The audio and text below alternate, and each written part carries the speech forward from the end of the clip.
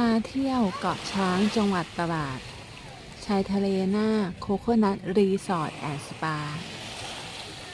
บรรยากาศสบายๆค่ะ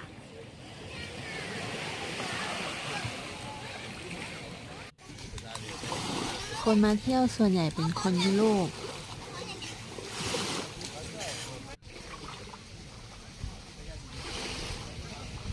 นั่งแกว่งชิงช้า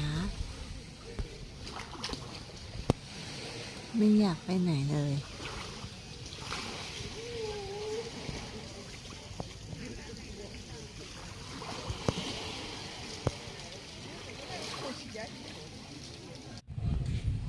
มีวินเซิร์ฟให้เล่นอันนี้ที่รีสอร์ทนะคะ ห้องพักนั่งไม้ค่ะบรรยากาศร่มรื่นอยากจะกลับมาอีก